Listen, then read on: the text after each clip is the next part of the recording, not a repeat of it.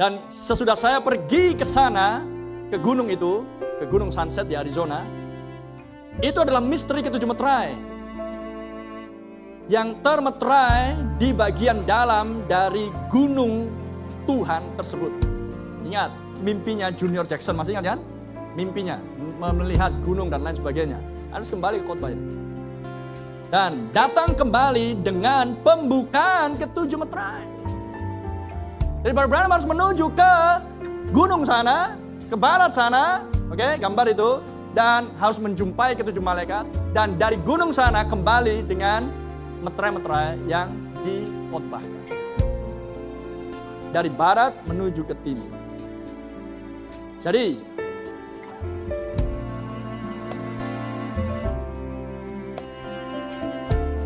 Tuhan membiarkan orang-orang mati di zaman ilmu pengetahuan yang seperti ini. Karena Tuhan tidak bisa memakai mereka. Tuhan biarkan mereka mati supaya Dia bisa membukakan misteri ketujuh meterai ini kepada mempelai wanita yang tidak berdenominasi, undenominasional. Membuka misteri ketujuh meterai kepada mempelai wanita yang tidak berdenominasi, yang bukan miliknya denominasi.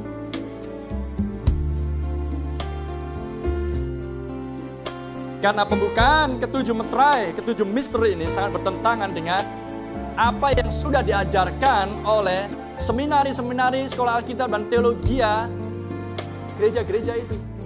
Karena mereka sudah mengajarkan ini dan itu tentang baptisan seperti ini, bahwa manusia makan buah terlarang. Tidak pernah ada yang mengajarkan bahwa itulah seks, dan lain sebagainya. Makanya Tuhan tidak bisa menyingkapkan misteri ketujuh meterai ini kepada denominasi organisasi selain kepada mempelai wanita yang tidak berdenominasi. Amin. Dan ketujuh meterainya Allah ini ketika itu dibuka di sana di gunung itu, di gunung itu, bisa nangkap saudara? Itulah makanya saya berikan judul ketujuh guru berkumandang dan ketujuh meterai disingkapkan di barat. Di mana? Di gunung itu. Karena gunung itu posisinya di barat. Amin. Dan dari barat datanglah ia perempuan. Dari barat datanglah kita melintas menunggang jalan ini lagi dengan kuda putih untuk membawakan pesan. Terpuji nama Tuhan. Jadi Anda sudah melihat di situ, meterai-meterai dibukakan di gunung sana. Di paragraf 303. Allah harus membukakan ketujuh meterai itu bukan di dalam sebuah denominasi sebab Dia sudah selalu menentangnya, tetapi di luar denominasi. Dia hendak mengambil mempelai wanita dan bukan mempelai wanita denominasi. Dia tidak bisa mengambilnya karena denominasi menentang firman-Nya. Dia membukakan ketujuh misteri tersebut di sana atau di situ, di dalam mempelai wanita, di sana, di gunung itu, kepada mempelai wanita yang tidak berdenominasi. Ketujuh misteri itu adalah ketujuh suara guru yang misterius. Ketujuh malaikat sejelas seperti Anda berdiri di sini, datang dengan kecepatan tinggi dari sorga, dan batu-batu yang ada di tempat tersebut di pegunungan itu rontok semuanya. Terjadi sebuah ledakan yang besar. Dan orang-orang seperti Brother Roy Robertson, kemudian saudara yang lain ada di sana berdiri berteriak karena apa yang sedang berlangsung sebab ledakan terjadi. Debu melayang-layang di mana-mana. Dan ketika itu berlangsung, 7 malaikat tampil dan dia berkata, 7 malaikat itu berkata, kembali pulang ke rumahmu, masing-masing malaikat akan menjadi meterai-meterai dari 7 meterai. Amin. Masing-masing malaikat, tiap-tiap malaikat dari 7 malaikat itu akan datang sebagai masing-masing meterai. Amin. Dan kalau Anda comparekan, bandingkan dengan Wahyu pasal 6, anak domba membuka meterai 1 sampai 7 di dalam pelayanan malaikat.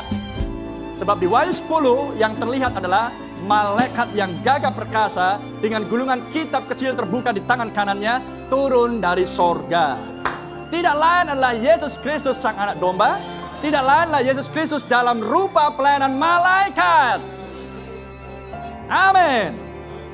Yesus yang sama. Oh, terpujilah nama Tuhan. Di khotbah, atraksi apakah di atas gunung ini? Di paragraf 138, terjadi ledakan di gunung tadi karena kedatangan 7 malaikat itu. Dan saya berpikir seseorang sudah menembak saya. Saya tidak pernah mendengar jenis ledakan yang hebat seperti itu. Mengguncangkan wilayah tersebut. Dan ketika itu terjadi, di hadapan saya tampil 7 malaikat di dalam sebuah kumpulan, kluster.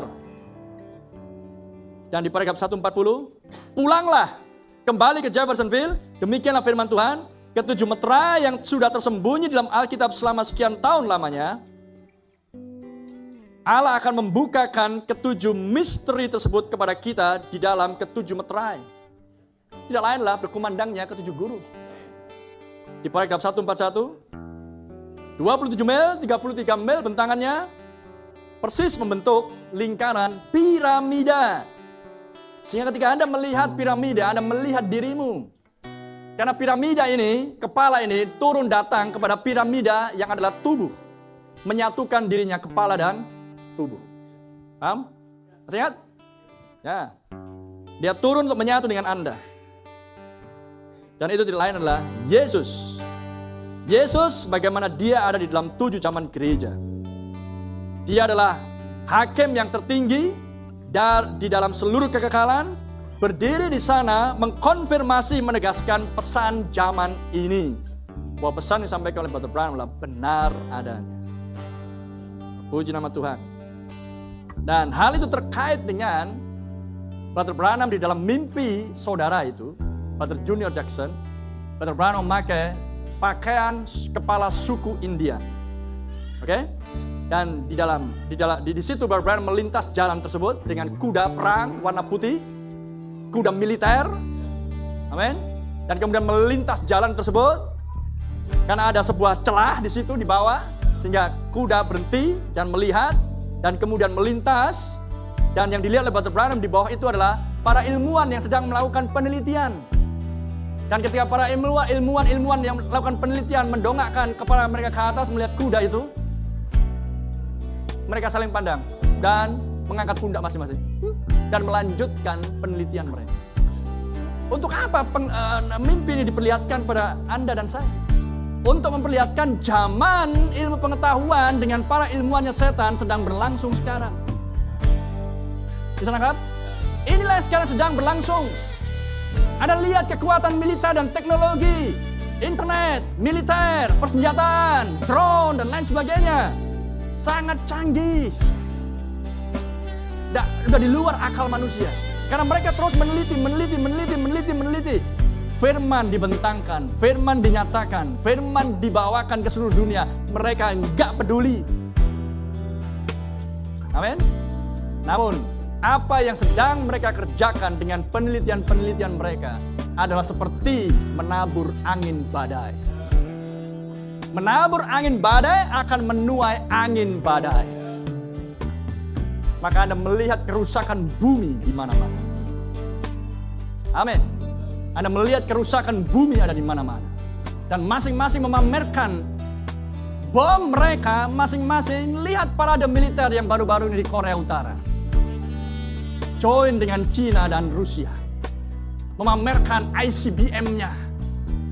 Intercontinental Ballistic Missile. Dengan jangkauan puluhan ribu kilometer. Dengan daya ledak nuklir yang sangat hebat. Dipamerkan. Untuk apa dipamerkan? Ya untuk diledakkan.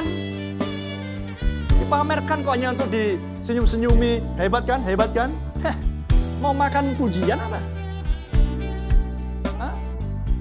Anda pikir semuanya itu hanya untuk disimpan, kemudian dibiarkan begitu saja sampai busuk? One day, suatu hari kelak, dan tidak akan lama lagi. Semuanya itu akan diledakkan. Haleluya. Amerika akan meledak dan menjadi kawah sebelum Tuhan datang yang kedua. Amin. Karena 7 penglihatan utama 1933 harus genap semuanya sebelum Tuhan datang. Oh, kita sangat antusias menantikan semuanya itu. Oh, thank you Jesus. Di paragraf 261, saya memandang ke bawah sana dan di situ ada sekumpulan para ilmuwan saintis. Itu adalah hari Sabtu. Dan hari esok paginya, besoknya saya berkhotbah di kalangan para ilmuwan saintis. Anda tahu, semua iblis. Nabi Tuhan katakan. Dan di situ, di dalam mimpi itu, Brother Branham berteriak, aku akan menunggang melintas jalan ini lagi. Dengan kata lain, mempelai wanita tidak akan peduli dengan segala pencapaian teknologi yang ada. Dia tidak akan menjadi korban pencapaian teknologi yang ada. Dia tetap dengan posisinya yang semula, yang sudah dipulihkan. Yaitulah hidup oleh iman. Bukan hidup oleh lembah silikon. Amin. Tapi hidup oleh iman. Oh, terpujilah nama Tuhan. Dan itu sekarang sedang dibawakan oleh mempelai wanita akhir zaman. Anda orangnya? Amin. Penebusan sepenuh